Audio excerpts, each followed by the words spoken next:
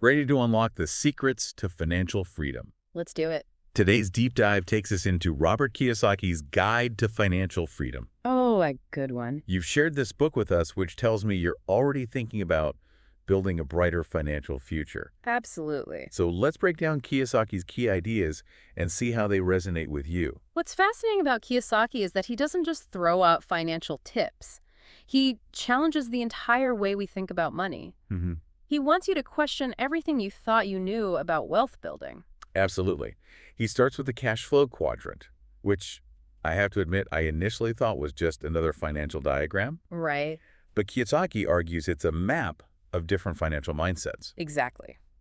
He says most people are conditioned to stay on the left side of the quadrant, either as an employee trading time for money, Right. or as a self-employed or small business owner often trapped by their own businesses. It's the classic go to school, get a job, work hard mentality.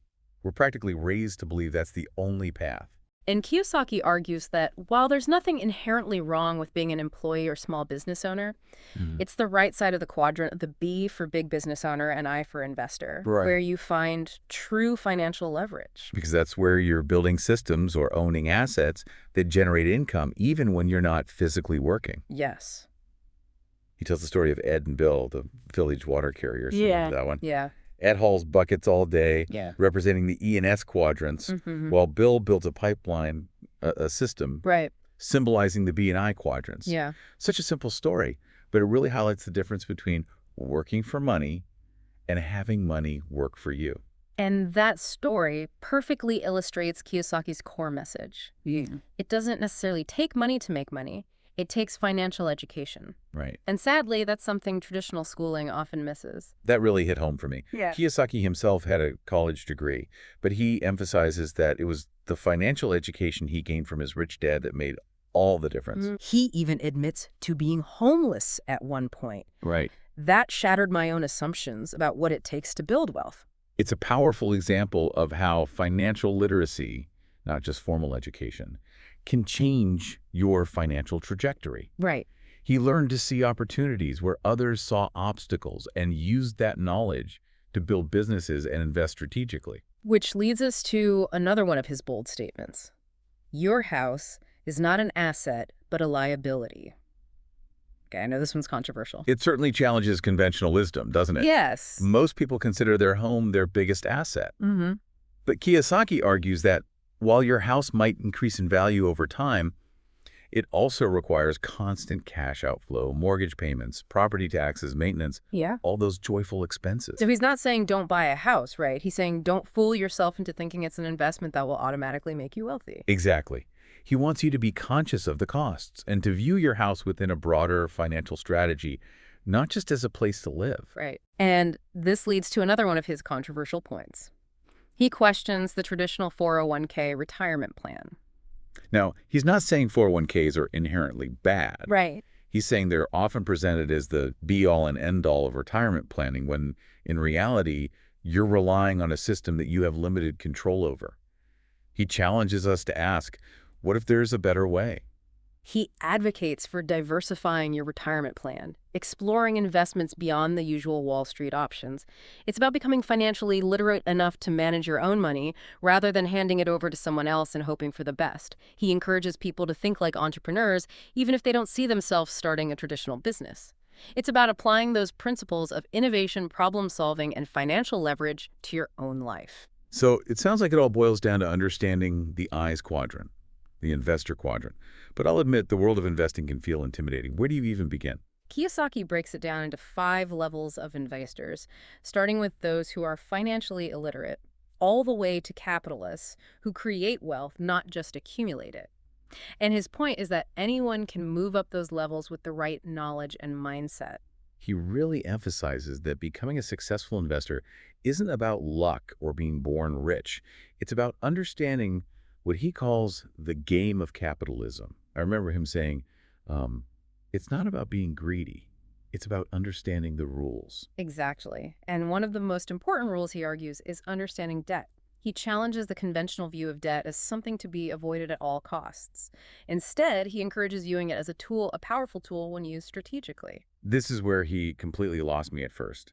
How can debt possibly be a good thing? He uses the example of a mortgage. Most people see their mortgage as a burden, a huge chunk of their income going to the bank every month. But Kiyosaki argues that if you can shift your perspective and view your mortgage through the eyes of the bank, you'll see that it's actually an asset for them. So he's saying it's all about who's indebted to whom. That was a real aha moment for me. He talks about how understanding financial statements is crucial for navigating the B&I quadrants. He wants you to see the numbers behind the transactions, just like a banker would. And that's where financial literacy comes in. It's about understanding those financial statements, knowing what to look for, and being able to analyze the potential risks and rewards of an investment. It sounds like his rich dad played a big role in shaping this perspective. Kiyosaki often talks about how his rich dad encouraged him to think like a capitalist from a young age. Absolutely. He talks about how his rich dad taught him the importance of owning assets that generate income, even using the game of Monopoly to illustrate these principles. Remember the phrase, 4 greenhouses, 1 red hotel? It's about understanding that the goal isn't just to accumulate money. It's to build a system where your money works hard for you. And Kiyosaki argues that the I quadrant, the world of investing, offers the greatest potential for building that kind of financial freedom. He also gets into some pretty controversial territory when he talks about taxes. He definitely challenges the traditional view of taxes as something unavoidable, something we just have to accept. He argues that the rich don't think that way. They see the tax code as a set of rules to be understood and leveraged to their advantage. He even goes so far as to say that he made $1 million and paid 0 taxes. Now, he's not advocating for tax evasion, right? No, not at all. He's emphasizing the importance of understanding tax laws and using legal strategies to minimize your tax burden, just as businesses and corporations do. He talks about using corporate structures, deductions, and other strategies to protect your assets and keep more of your hard-earned money.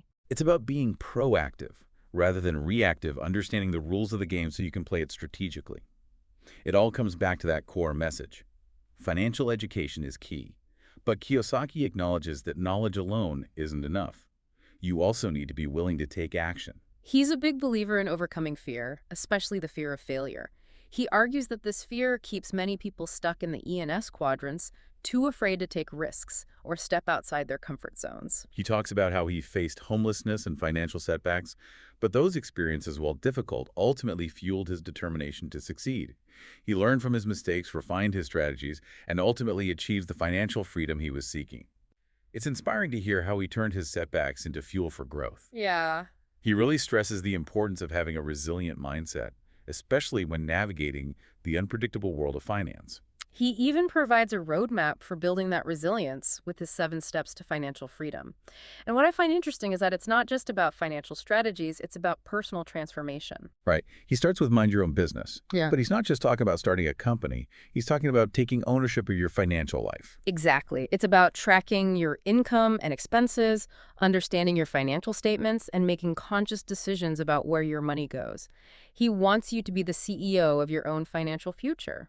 And he encourages people to find mentors, those who've already achieved the financial success they aspire to. Right. Because having that guidance and support can be invaluable, especially when facing challenges. He also emphasizes the importance of aligning your financial goals with your passions. Right. He believes that when you're passionate about what you're doing, you're more likely to stay motivated and persevere through obstacles. That really resonates with me. He didn't just fall into wealth, he actively pursued his passions, even when they led him down unconventional paths. And he encourages readers to do the same. He wants you to ask yourself, what are you truly passionate about? Right. And how can you create a life where your work and your financial goals are in harmony? That's such a powerful question. It's not just about making money, it's about creating a life of purpose and fulfillment. He also talks about the importance of surrounding yourself with the right people. He has this exercise where he asks you to list the 6 people you spend the most time with, Right. and then consider how their beliefs and actions might be influencing your own financial path. It's a powerful exercise because it forces you to confront the reality of your influences. Yeah. Are the people around you supporting your financial goals or subtly holding you back? It's about being intentional with your relationships, seeking out mentors and peers who inspire you to grow and achieve your aspirations. He also delves into the power of belief systems and how they can either propel us forward or hold us back. Right. He shares his own experiences of being told he would never amount to anything and how those words fueled his determination to prove them wrong. He encourages readers to challenge their own limiting beliefs, to develop a strong sense of self-belief, and to trust in their ability to create the financial future they desire. It's a powerful reminder that our mindset plays a huge role in our financial success. Absolutely. We can choose to focus on our limitations or on our potential. The choice is ultimately ours. And in the end, I think that's what Rich Dad, Poor Dad is all about, empowering individuals to take control of their financial destinies. It's about understanding that the old rules of money are changing. We're moving away from the industrial age mentality of job security and toward an information age where financial literacy, entrepreneurship, and a global perspective are essential for building lasting wealth, Yeah, right? absolutely. He leaves us with this provocative thought. In this rapidly evolving world, are you equipped to thrive? Are you willing to challenge conventional wisdom, invest in your financial education, and create a financial future aligned with your values and dreams? Kiyosaki's Guide to Financial Freedom is more than just a financial guide. It's a blueprint for personal transformation and a call to action. It's an invitation to take control of your financial destiny and to create a life of abundance, not just in terms of money, but in terms of freedom, purpose, and impact. So, what resonated most with you from our deep dive today?